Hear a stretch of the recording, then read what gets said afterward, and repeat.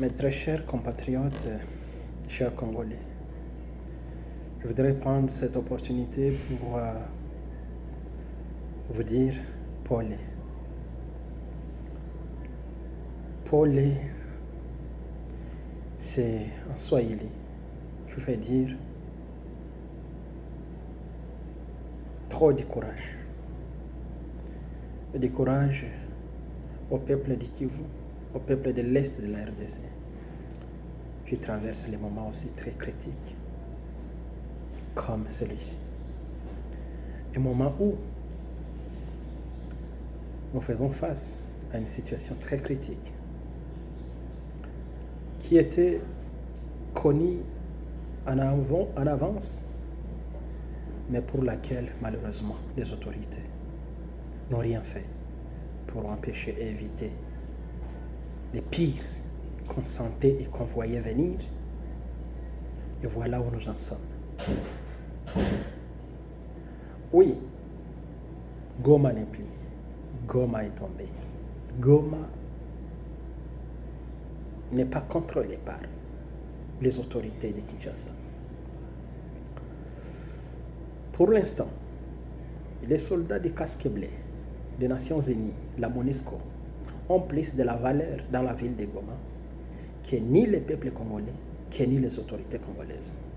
Tout simplement parce que les autorités congolaises étaient appelées à fuir pendant que les casques bleus ne peuvent pas fuir.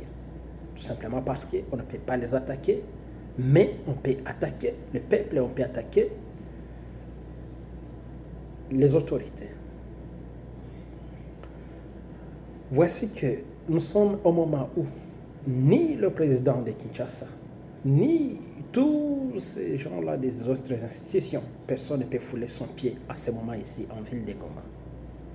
Mais les casques bleus sont là. Ils ont de la valeur. Malgré les plus de 3000 personnes mortes, peu importe la situation. Oui, le pire est arrivé.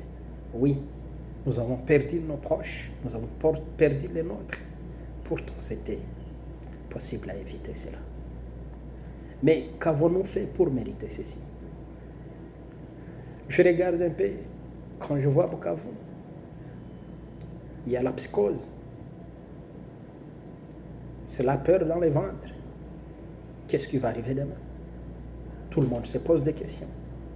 On ne sait plus où aller. Oui, ici je vous préviens que le danger est à la porte. Mais le pire n'est pas ce que nous voyons maintenant.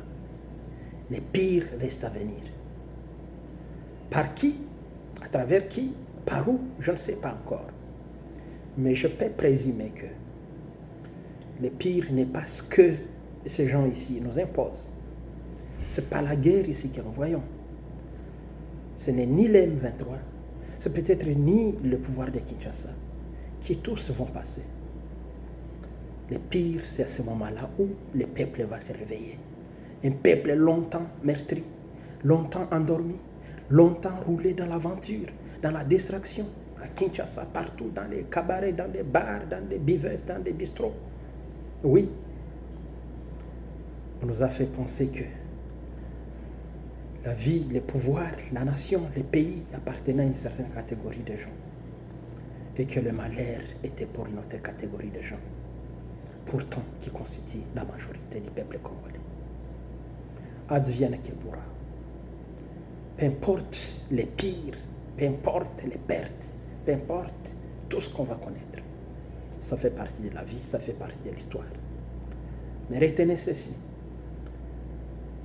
En regardant les vidéos qui circulent aux réseaux sociaux, nous voyons que les gens de Bukavu se sont décidés d'aller vers le Burundi. Mais le Burundi n'est pas aussi sûr. Pourquoi? Parce que s'ils ont réussi à protéger leurs frontières, des côtés des pays voisins à leur État, nous supposons que le pire qui guette à la porte de Bukavu ne pourra pas les épargner. Pourquoi? Parce que quand nous regardons dans la plaine de la Ruzizi, les moyens hauts plateaux d'Uvira Fizi, oui, il y a aussi les rebelles burundais qui attendent seulement l'opportunité pour passer et entrer au Burundi pour commettre le chaos. Et si pareil scénario arrivait, alors voilà la région déchirée que le président burundais a alerté au monde. Que devons-nous faire à ce moment ici? Nous y reviendrons dans la prochaine conversation. Advienne que pourra, le peuple vaincra. Oui, la guerre sera longue, elle l'est, et elle doit arriver au bout. Attendez.